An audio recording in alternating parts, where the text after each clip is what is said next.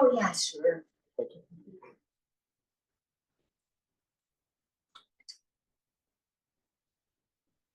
Oh, sorry, you got longer legs than me, just move it. Yeah. Well, thank you very much. I'm so happy to be here. I'm actually very humbled and honored to be here. It's a very humbling moment to sit in this chair, in this teacher's chair. Um, it's a position of great responsibility, and I take it very seriously. So before I begin, I just want to express a deep bow of gratitude to Candle and Trina. They have started this Sangha from scratch, and starting a Sangha is no joke. No, I can only imagine the sheer amount of effort that they put in to communicate to people, to get all the logistics right, to make sure that they have a place, make sure that all the finances are in order. And so I feel a little kind of awkward to just kind of come in, everybody's here, come in, have a seat and give a talk and have people listen to my talk, But again, thank you very much. I don't think I can do even half of what you and Tina have done. And I came here at 4 o'clock to help Candle set this up, and I was just blown away. There was so much work to be done. Like she brought all the stuff, the tables, the laptop, an iPad, speaker, the statues. And then when this Sangha is over, she'll spend another 30 minutes putting it, taking it out again. So thank you again, Candle. Thank you, Tina. Thank you for having me. So my name is Alpesh Parekh. I am originally from India. I came to the United States in late 1990s. So I grew up in a very neurodiverse family. My father was a very low functioning autistic, and he had a host of other conditions. He was a very peaceful man, but he was lost in his own world. He had a very rich inner life, but he was lost. He barely communicated with us, and in my anyway, it affected my family. It affected us a lot. And my brother, he had his own host of conditions. And while growing up, I knew that I didn't really fit in. Somehow there were a lot of things that I just couldn't understand, just couldn't adapt. So I struggled a lot, actually. And it was the sheer mass of suffering that kind of led me to the Dhamma. I wanted answers. I wanted to figure out what was happening to me. What have I done? How can I improve? All those questions led me to the Dhamma. And over a period of years, I've developed a whole range of modalities. I've experienced a lot of modalities, mindfulness, meditation being one of them. And I was able to kind of stay functional. And it was only in this country about 10 years ago, 7 or 8 years ago, that I was diagnosed with autism spectrum disorder. And it kind of made a lot of sense when I had that diagnosis. It made a lot of sense that, this is why I was not able to react the way I wanted to react. This is why I suffered so much, So it brought about some degree of peace, healing, and self-compassion. But the experiences that I had with meditation and whatever I learned from the Dhamma, from Buddha's teachings, they kind of stand out. They stand out as moments when I experience freedom, when I experience, healing, when I experience growth that I wouldn't have otherwise experienced. So I'm really happy and joyful. I'm happy to be on this path and happy to share my experiences with all of you so that you can grow as well, So that's about me. I met with Candle, like he said, 3 years ago. Well, you mentioned your experience with Goenka? Oh, I'm sorry. Yeah, sure. Yeah. So, yeah, it was in early 90s that, I was kind of searching for answers. And a friend of mine told me that, hey, um, let's check this out. There's this 10-day meditation course offered by Goenka. So I used to live in Mumbai at that time. So we took a train journey to Igatpuri, where there was this original, the first retreat center.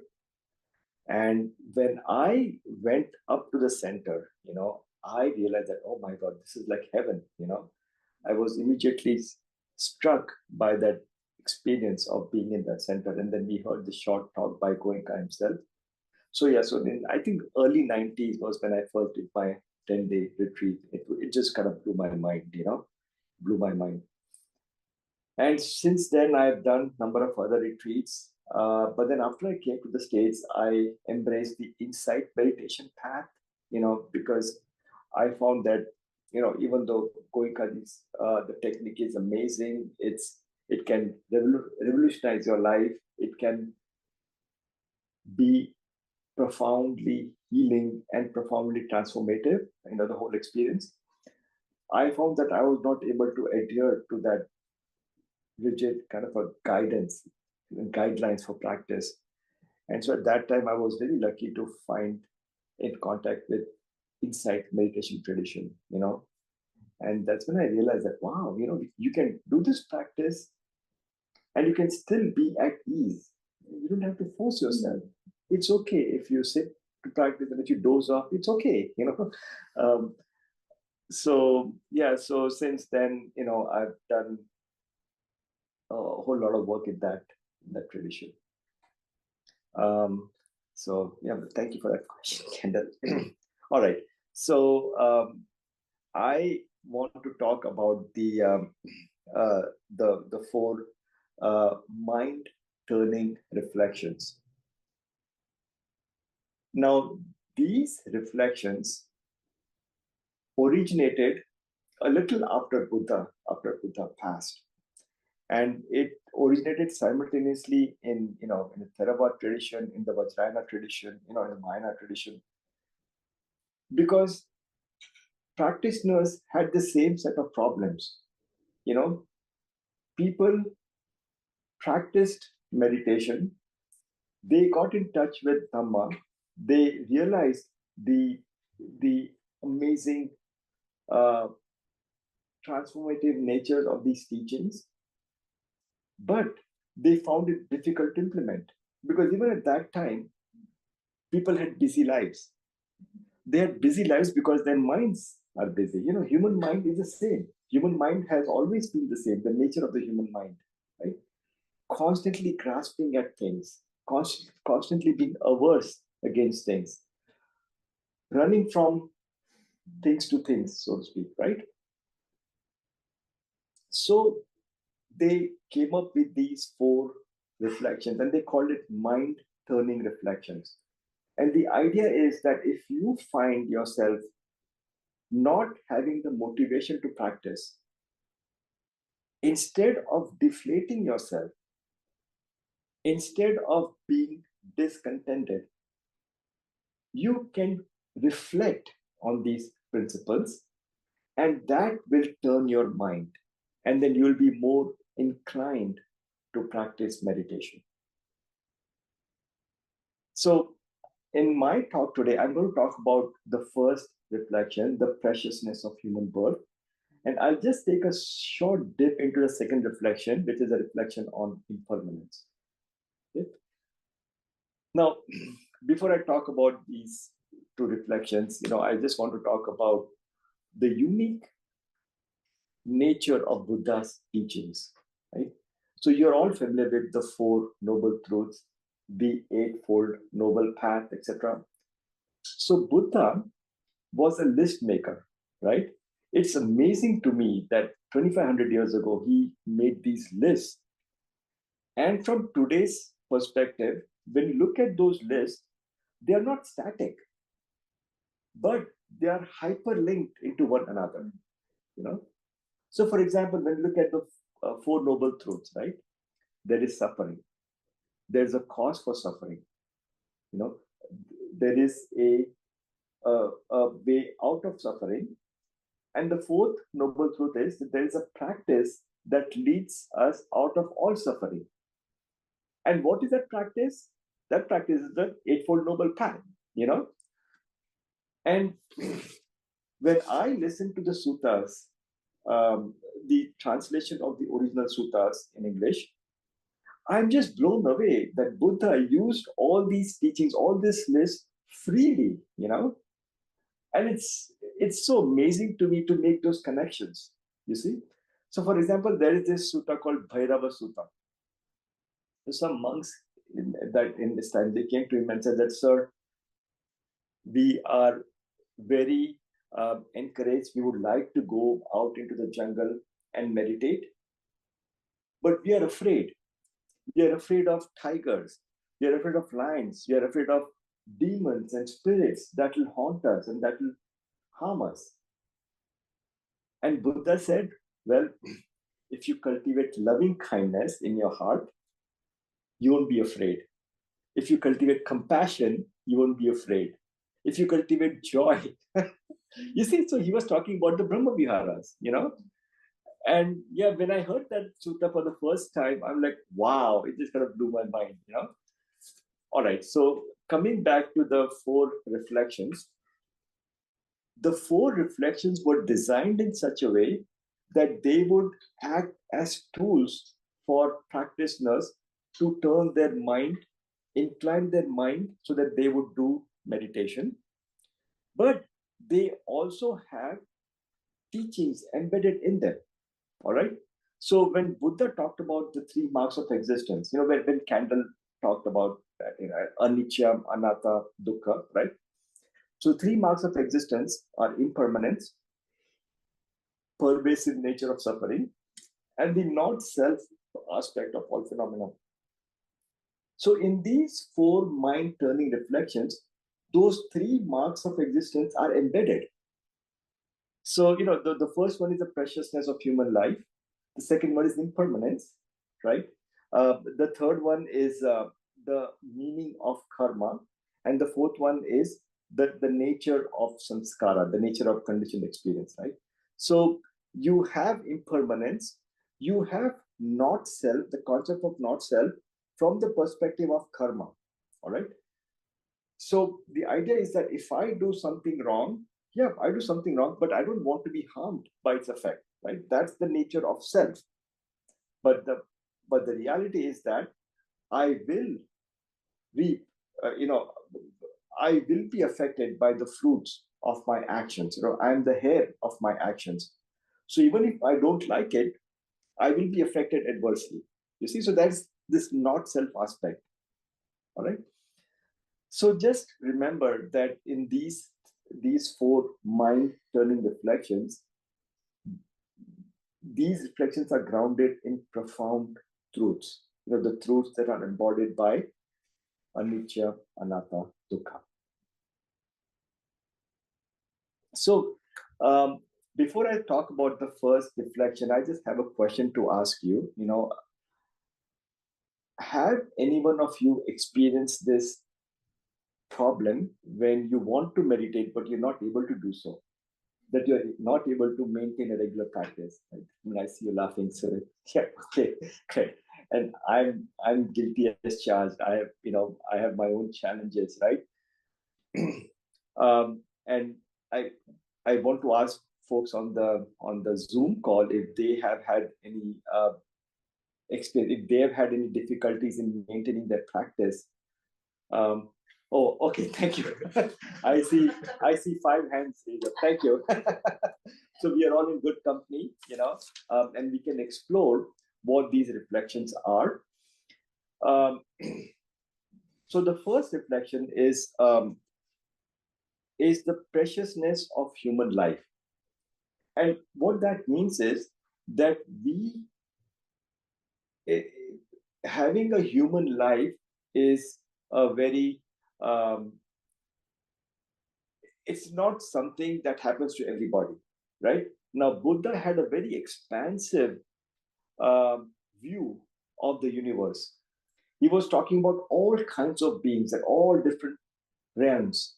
You're talking about the lower realm that are filled by ghosts and demons and stuff. And then he was talking about the heavenly realm where you have gods residing in perpetual happiness. And then we have this small sliver of realm where we human beings reside, correct? So the thing is, we have a great opportunity to make the most of the time that we have, the, the precious time we have as human beings to do this practice. And the reason we are doing this practice is so that we can get rid of all suffering, right? Uh, we do this practice so that we can finally kind of wake up in our default state of mind. We wake up in the morning, but throughout the day, we get bombarded by so many thoughts, emotions, judgments, and fears and anxiety, right? So even though we are physically awake, we are asleep to our true self because we get carried away by all these things. You see? So the purpose is that you do these reflections to kind of wake up and realize that, oh my God, I'm asleep. I need to wake up, and then wake up and be aware of everything that is happening around you, everything that's happening inside of you. So this first reflection in the preciousness of human life is also part of the quote unquote right effort. Because in the Buddha's teachings, he also talked about the use of will. So just because your mind is wavering, just because you don't feel like meditating, it is possible to will yourself, say that, okay, you know what? Yes, I don't feel like doing, I have an ache in my leg, I'm afraid of what happened tomorrow, but I can still sit down and do my practice now. So you can reel in your mind, your wavering mind, you can reel it back in and do your meditation. And then once you have that expansive perspective, then that will help you in your journey. See, so that is the crux of this first reflection, the preciousness of human life. Now, before I continue, are there any questions from anyone in this room on anything I've said so far? Okay. Wow, you guys are a great group. Anyone on Zoom? Anyone have any questions to ask? Okay. All right. Thank you. So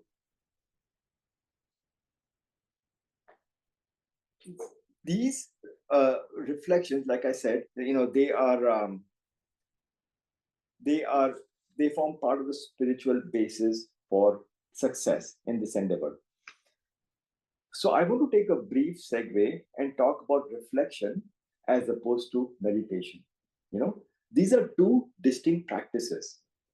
So right now, what we are seeing is we are seeing a proliferation. It's like there is an amazing amount of interest amongst people in the concept of mindfulness meditation, right? And it's great. It's an amazing thing, right? Everybody knows what mindfulness is all about. It has become a household term, right? So the idea is that you sit down, you be aware of what's happening, inside your body, inside your mind, deal with feelings, right? That's a great practice. And the idea is that this practice will help you settle down, will get you to a baseline state where you are calm, you are at ease, and your heart is open, right? But the practice of reflection is slightly different.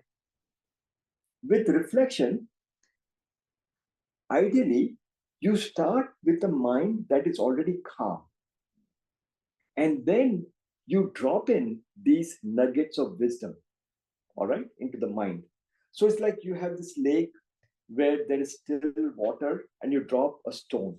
And what happens is that when you drop a stone, it goes deep and it creates ripples in the water.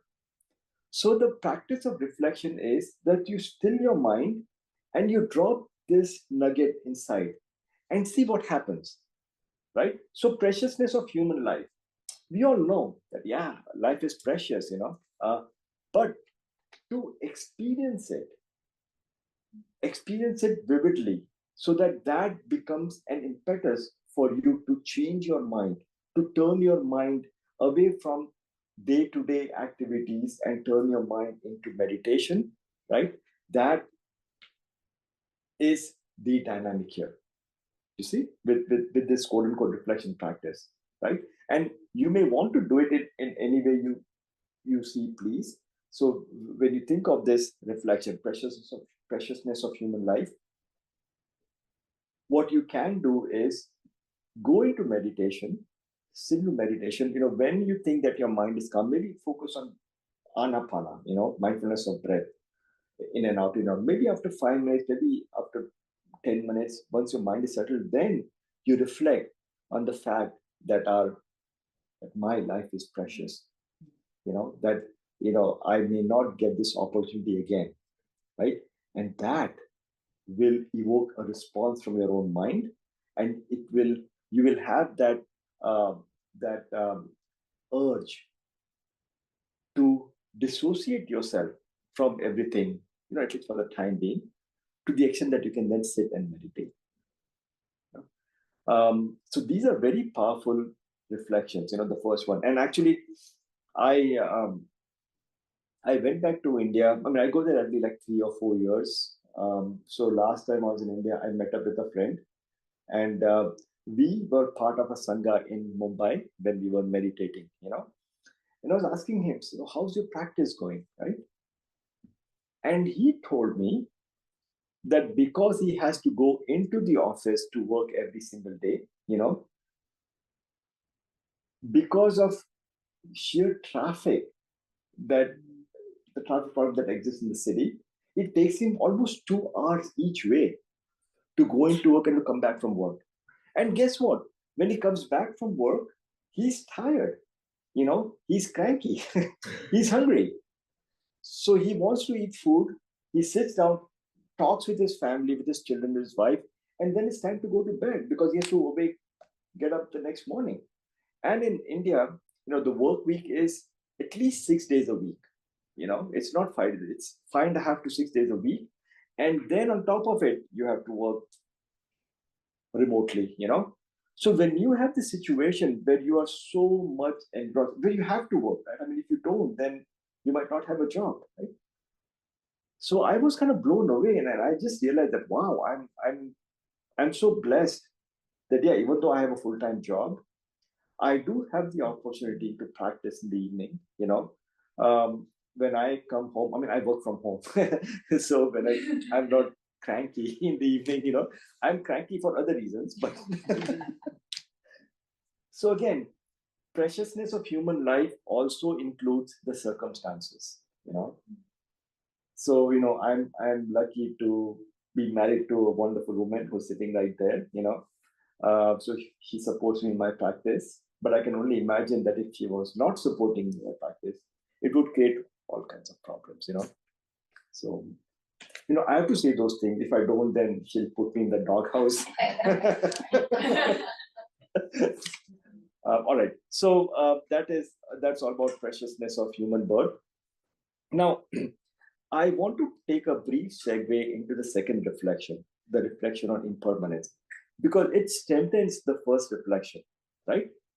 Our human life is precious simply because it can end at any point in time. We'll never know when our life will end, you see? So yeah.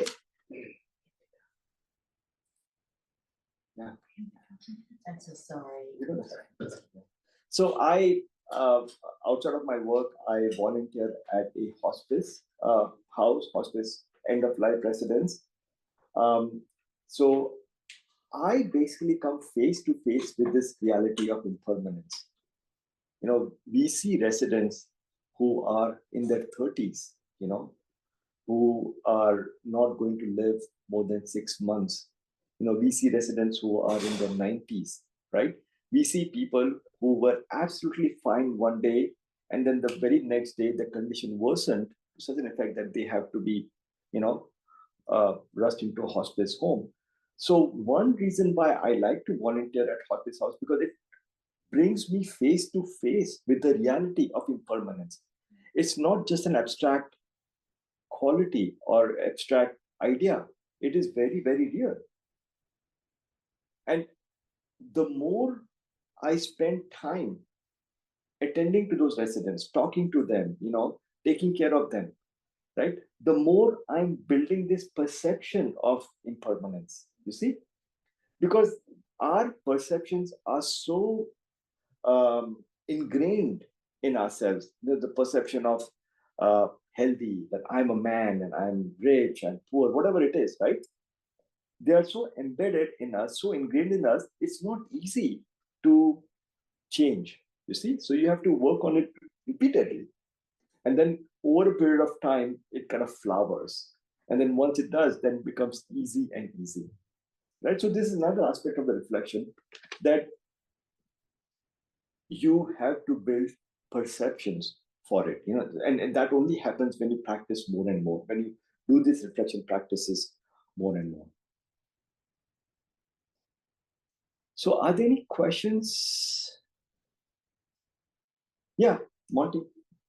So I'm just trying to think about the practicality. Like, okay, so I've been meditating for a little while, and then I decided, I think that'll work. okay, I hope people can hear me over there. Yeah. So Mic. Yeah, I don't think the mic came through anyways. Candle, we could hear him just fine. Okay. Thank you. okay, so I guess once I'm meditating and I decide that I'm going to reflect, I wonder if you have any suggestions about there's a process to, like, okay, I'm going to reflect. Well, what does that mean, or what helps you to reflect? Because I need a little bit of a roadmap. Okay, so you're asking, how do we incorporate these reflections? Yeah, how do I reflect, I guess? How do I reflect? Okay, all right. One way, like I mentioned, in my talk earlier, that set aside some time for formal reflection. Okay, and by formal reflection, I mean sit down to meditate. Right? Just focus on anapana, for example. Focus on your breath, like for 5 minutes, till the time you feel that your mind is settled. And then consciously bring on this idea of preciousness of human life. Maybe affirm to yourself that I'm happy, I am blessed to have this life and this opportunity to practice Dhamma. And then see what opens up for you. So just like in meditation, you have a formal practice where you sit down consciously, don't do anything, and just meditate. And then there's an informal practice where, if you are stuck somewhere, if you're waiting for somebody in an office environment, you have to wait for like 30 minutes. So in that time, you just focus on your breath and you be mindful, be aware of where you are. That is kind of informal practice, right? So also with reflection, there's a formal practice of reflection where you consciously reflect on the preciousness of human life. And then informal practice, where if you are tossing and turning in bed, where you're not getting sleep and you're cranky and stuff, you can take a moment to reflect that, oh, I'm so grateful to have a human body, human birth, human life, and see what happens, see what happens. Hopefully, you will get some benefit out of it, with the informal practice. But just like all practices, the more you do it, the deeper it gets to you, and then it becomes easier and easier. So did I answer your question, Monty? Yeah, I think it sounds like I need to start it and then see where it goes. Yeah, exactly. And I know Candle was talking about Dharma Seed, Dharma Seed website. So maybe go on Dharma Seed and see if any teachers have a guided reflection practice, and then do them. Because a lot of these teachers, they when they are conducting a sangha, like Candle is, they come up with their own guided scripts for guided meditation, and then they lead the sangha into these reflection practices. So see if you find something that will work for you. Thanks. Yeah. And the good thing is that these, like I said, these reflections are part of many different traditions. So you might find something from the Tibetan tradition. In fact, while doing some research for this talk, while I was preparing my talks, only this morning, I came across a Sangha, Triloka Sangha. I think that Triloka Sangha, and there were these 4 teachers from the Tibetan Buddhist tradition. They took turns in expounding each of these reflections. Mm-hmm. And they had their own guided reflection practice as part of the talk. So you just do Google search, and I'll be happy to send you a link offline. But yeah, that's a great question. Many a times when we come across these practices, they reflect, oh, it's great, reflect on this, reflect on that. But yes, how do you do it? That can be a vexing question. So I'm glad you asked that question. I can. Yeah. One of the things that helps me around reflecting, because it's such a big word, like human birth, preciousness of human birth. It sounds so general, like, okay, sure. But when I am reminded of the story that the Buddha told about how precious human life is, that if you were to imagine a blind turtle in one of the 7 oceans, who only breathes every 100 years, and he comes to the surface and he has to breathe, he has to come up into a life ring. Yes. And so every 100 years, one ocean of the 7 up into that ring. And that is how precious human birth is. Yes. Because we could be born in any other realm. Yeah. And so all I have to say to myself sometimes when I'm hissing and moaning about my hip hurting and I can't sleep is the turtle breathing once every 100 years, coming up to that life buoy. It's like, okay, human birth is really precious. Yes, thank you. Mm-hmm. And I would suggest another technique, turn on the evening news at night, and see news about famine and wars and starvation in other countries, And if you look at the entire mass of humanity, I would say that in this country, we are in the top 20 percentile, in the sense that we are in the top 20% of people who are able to afford to meditate, who are able to afford to spend time on these practices. So that can also be a great motivation. I can only imagine people in Ukraine, for example, right? How can you, when there's so much of destruction going on,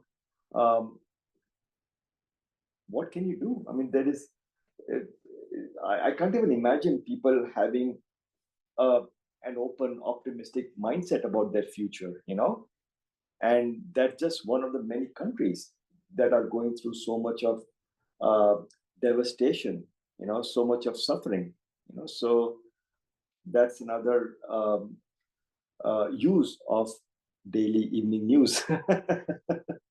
See, so that's what I like about Buddhism, At the end of the day, it takes suffering, uses suffering as a stepping stone to achieve freedom of heart and freedom of mind. You see? So every time you come across something that is unpleasant, you have an opportunity to kind of wake up that, oh, this is unpleasant. And I don't wish for myself to have this experience, and I don't wish for others to have this experience as well.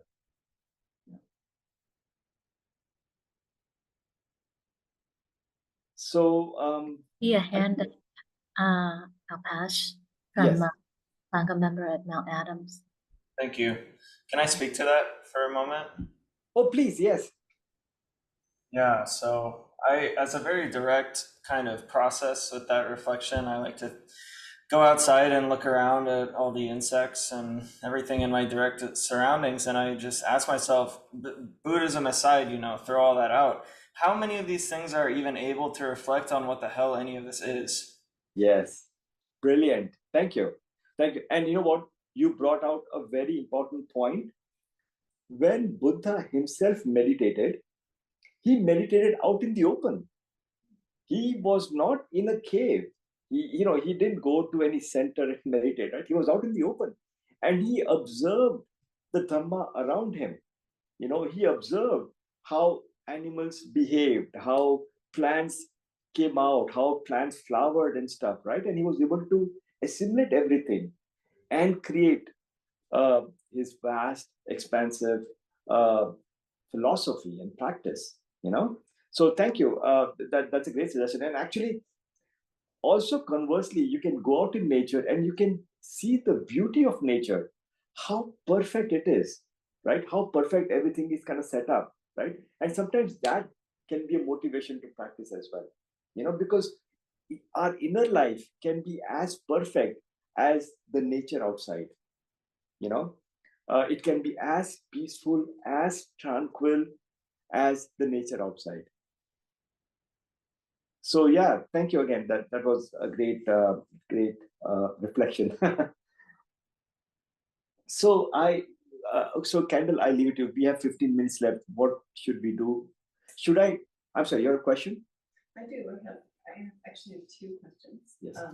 First, I want to say thank you so much for that talk. It was so clear and terrific. Thank you. So my first question is, so there's 4 mind turnings. You only mentioned 2. I would love to hear 3 and 4. That'll happen in August. Okay. Yeah. And then my second question is, how much does the response factor into the reflection? So I'm seeing this give and take, like you're meditating on the reflection, and then you mentioned notice the response of your mind. Mhm. And I'm just curious what you might have to say about, do you go, like, it's constantly renewing, going back to the reflection, and then noticing the response, and back to the reflection and noticing the response, or? Okay, that's a great question. It's entirely up to you, right? Because each person will have a different experience, right? With this reflection, there will be times when there won't be any response. You will reflect, you will repeat the preciousness of human birth. Nothing will come up. But you know what? After you open your eyes, after you are engaged in your day-to-day activities, suddenly something might pop in your head, an idea or an inspiration might pop up in your head that, oh, this is what it means. Uh, in other ways, so from my perspective, now again, I'm talking about my experience. Okay, now I am completely willing to be proven wrong, but this has been my experience. I am just looking for that flash of insight. I'm not looking for insight that will blow my mind. No, looking for a flash of insight that will energize me, motivate me to do my practice.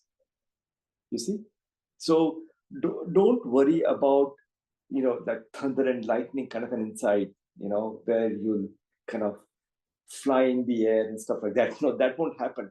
Just look for that brief, momentary flash of insight that will reorder your brain, so to speak. That will motivate you that, okay, you know what, I have all these things to plan, all these things to do, but you know what, everything can wait. The world won't end in 30 minutes, and then that'll be enough for you to meditate. You can meditate immediately after that period of reflection, or or later. But so what we are doing is we are trying to turn the mind, change the mind, right? And that change and that turning can only happen incrementally.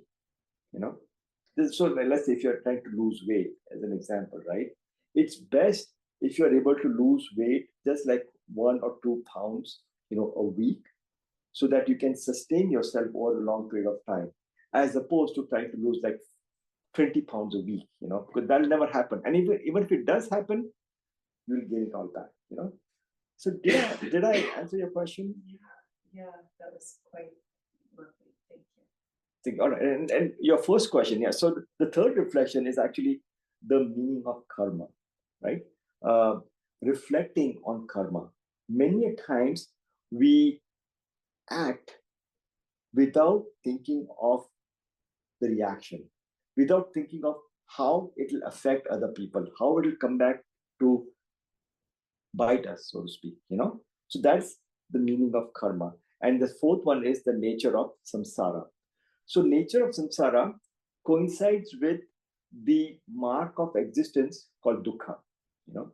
Basically the nature of samsara is such that there is a defect in samsara. It is full of suffering.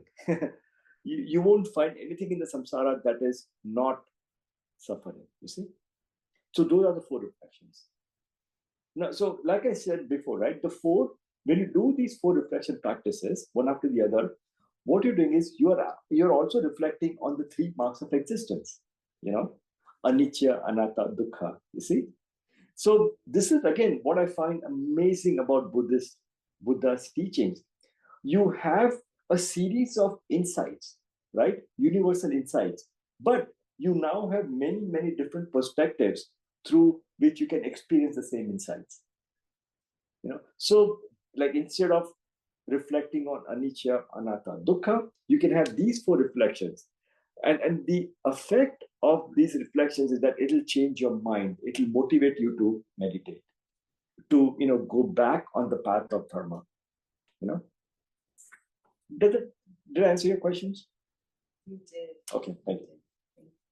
And he'll go more deeply into the other two on August, I think, 17th, next month. So please be sure to attend, okay? I'll be back. and I'm going to have an exam for all of you to see how well you perform. So I'm just joking. So you might see if anybody else online wants to say anything, Yes. and then would you like to talk about Donna or shall I? Yeah. Do you mind? You could start and then I could Yeah. get the details. Okay. All right. So anybody else has any questions or anything? Oh, yeah. Mount Adams, yeah, please go on. Yeah. If you spent your whole life meditating and never had a flash of insight, is it still worth practicing? Wow. Well, then I want to know what exactly you are meditating upon. What exactly are you doing when you say you are meditating? I think it's a rhetorical question. Yeah, I hope it's a rhetorical question, because I'm really struggling to answer that question. Because the thing is, I don't want to discourage you, obviously. Now, the insights can be, like I said, they don't have to be in the form of thunder and lightning. You will get insights about your own self. Like, for example, an insight would be that, oh, if I meditate early in the morning, immediately after getting up, my mind is more focused, more concentrated than if I was meditating late in the evening. Other insight might be that, oh, if I meditate on an empty stomach, for example, my mind stays focused longer than if I meditate after having a full meal, So again, those insights are very unique to you. But yes, I don't think, if you are meditating correctly, I don't think you won't have any insights. I'm sorry, does that answer your question? But I would like to engage with you some more. Did that help? I was just offering it up for reflection. Okay, thank you. Thank you. I would kind of hate to tell someone that, hey, you're not doing this right, or do this, do that, I'm just a messenger. Okay, all right. So again, thank you very much. I'll invite Candle back to the seat. But before Candle joins, I just want to reiterate some points I made when I first started my talk. It's amazing to me the sheer amount of effort that Trina and Candle have put in to start this Sangha. from scratch. It's no joke. I can't do half of the things that they have been doing every single week, every single Saturday, doing all this work, setting up the stage for the Sangha, and then disassembling the stage after the Sangha is over. So I hope that this Sangha grows. I hope we are able to reach a whole lot more people. So from your perspective, from your side, please consider helping Candle and Trina out with Dana. And so I'll give it away to Candle. So thank you again. Thank you for letting me take the seat. I look forward to coming again sometime in August. Thank you. Bye-bye.